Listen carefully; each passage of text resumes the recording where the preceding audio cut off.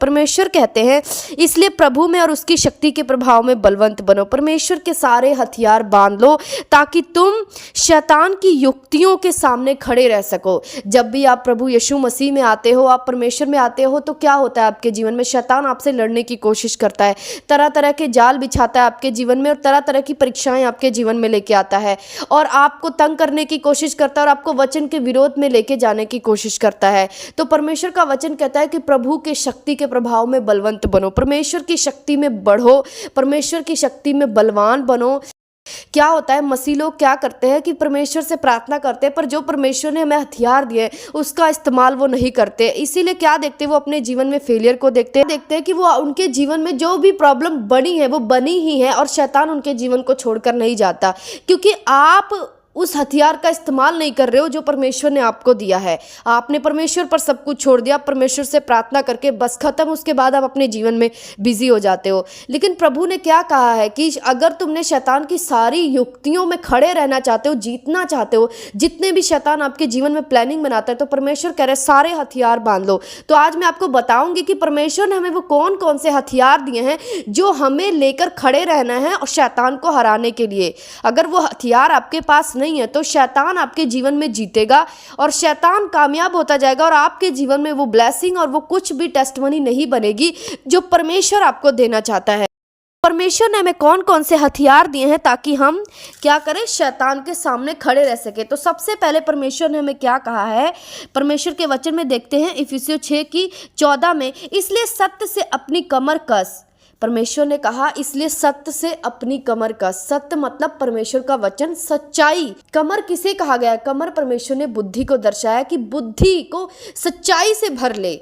जो परमेश्वर का वचन है, जो जीवन की सच्चाई है, उसको अपनी बुद्धि में भर ले।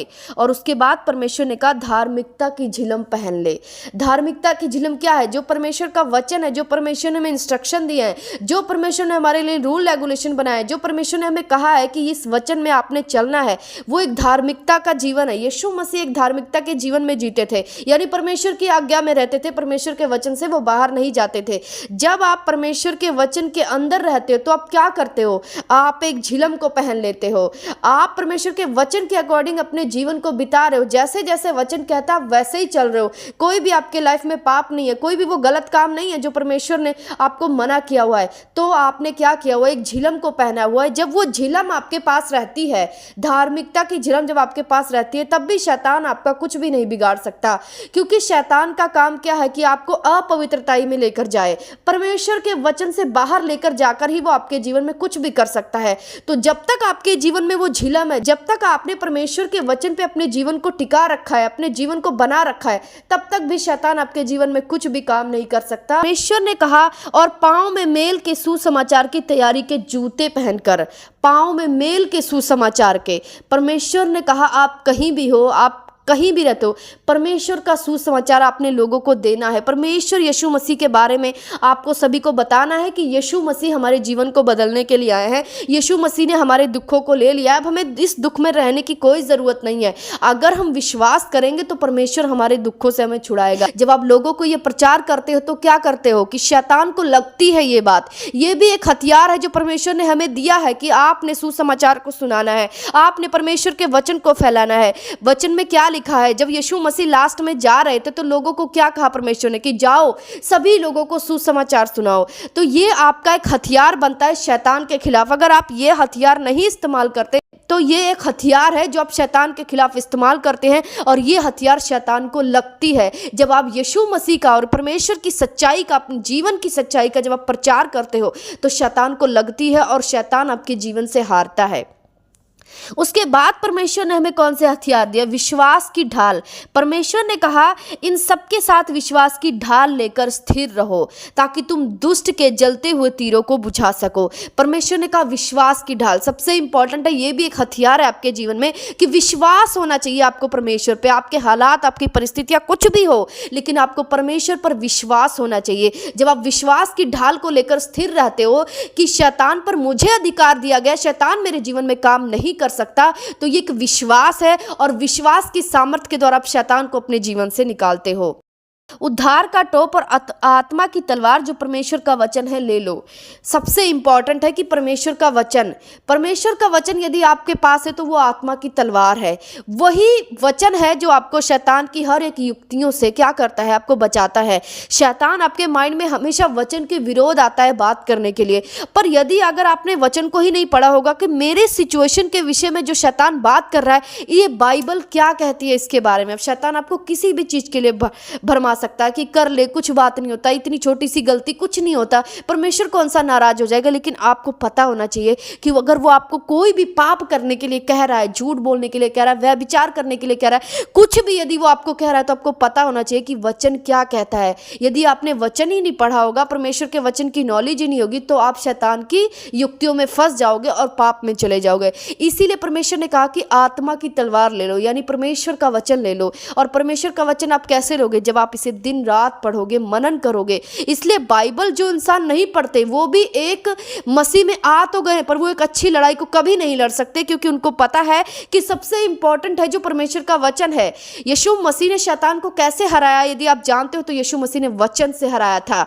तो परमेश्वर ने कहा वचन को ले लो, क्योंकि वचन के द्वारा ही तुम शैतान की युक्तियों को हरा सकते हो। तो आपने अगर बाइबल को नहीं पढ़ते हो, जस्ट आप 10-15 मिनट, आधा एक घंटा प्रार्थना करके उठ जाते हो और बाइबल को नहीं पढ़ते हो, तब भी आप एक अच्छी लड़ाई को नहीं लड़ रहे हो। शैतान आपके जीवन में एंट्री मारेगा क्योंकि आपको वचन की नॉलेज नहीं है। और आप सोचोगे मैं प्रार्थना भी कर रहा हूँ, मैं चर्च भी जा रहा हूँ, मेरे जीवन में काम क्यों नहीं बन रहा, ये शैतान मुझे छोड़कर क्यों नहीं जा रहा? क्योंकि शैतान वचन से जाएगा और आपको वचन डेली पढ़ना है। आपको एक टारगेट रखना है कि मुझे डेली वचन को पढ़ना है, क्योंकि इस वचन की नॉलेज आपको जितनी होगी उतनी शैतान आपके जीवन से कमज़ोर होगा।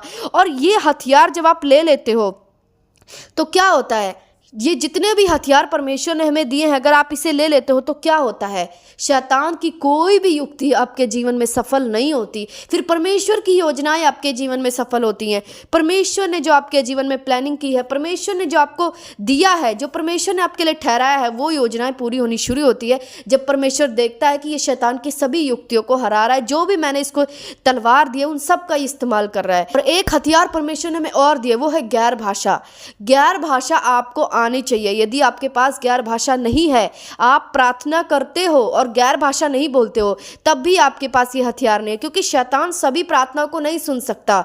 अगर आप गैर भाषा में प्रार्थना करते हैं तो शैतान कभी भी आपकी प्रार्थनाओं को समझ नहीं सकता, और उसकी जितनी प्लानिंग है वो क्या होता है, जब आप गैर भाषा बोलते हो उसकी प्लानिंग नाश होती है, उसकी प्लानिंग नष्ट होती है। वो जो भी योजना बनाता है वो नष्ट होना शुरू होता है। तो इतने सारे जो हथियार हैं अगर आपने अपने जीवन में लिए हैं तो शैतान आपके सामने नहीं खड़ा हो सकता। परमेश्वर ने हमें कौन कौन से हथियार दिए हैं? परमेश्वर ने हमें कहा है सत्य से अपनी कमर कस, यानी अपनी बुद्धि को सच्चाई से भर ले। और दूसरा, धार्मिकता की झिलम पहन। जो परमेश्वर का वचन हमें कहता है उसके अनुसार अपने जीवन को बिता। उसके बाद परमेश्वर ने कहा सुसमाचार को दे, तू लोगों को बताएगा, तो ये भी शैतान आपके जीवन से कमजोर होता है। और उसके बाद परमेश्वर ने कहा कि विश्वास की ढाल ले लो। जब आप विश्वास में जीते हो, कि परमेश्वर पर भरोसा करके जीते हो, तो उसके बाद भी शैतान आपके जीवन से कमजोर होता है। और परमेश्वर ने फिर कहा आत्मा की तलवार ले लो, यानी परमेश्वर का वचन ले लो।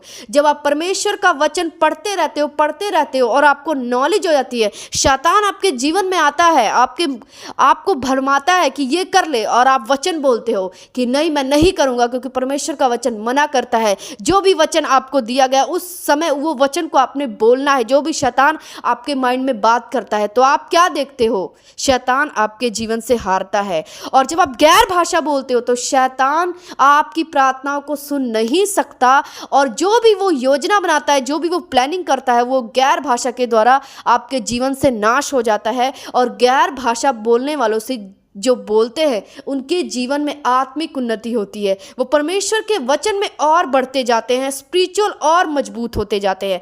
तो ये परमेश्वर ने हमें क्या हथियार दिए हैं। अगर ये हथियार आपके जीवन में इस्तेमाल नहीं हो रहे तो अपने जीवन को चेक करने की ज़रूरत है। आपने देखना है कि क्या मैंने वो हथियार लिया है शैतान के खिलाफ, क्या मैंने इन सब चीज़ों को अपने जीवन में रखा है। अगर आपने नहीं रखा है तो प्रार्थना करें और आज से परमेश्वर के दिए हुए हथियारों को उठाएं, ताकि परमेश्वर आपको शैतान से विजय प्राप्त करे और आपको वहां तक लेकर जाए जो परमेश्वर आपके लिए योजना बनाता है। जहां तक परमेश्वर ने आपको लेकर जाना है वो तभी लेकर जाएगा जब आप इन सभी हथियारों से अपने जीवन में काम करना शुरू करोगे। तो जो भी हथियार दिया गया उसका इस्तेमाल करो। अगर आप नहीं करोगे तो आप खुद हारे हुए रहोगे और आप सोचोगे यीशु मसीह कुछ भी नहीं कर रहा है मेरे जीवन में कुछ भी नहीं बदला है। क्योंकि परमेश्वर ने कहा अपने हथियार उठाओ और मुकदमा करो और लड़ाई करो और युद्ध करो।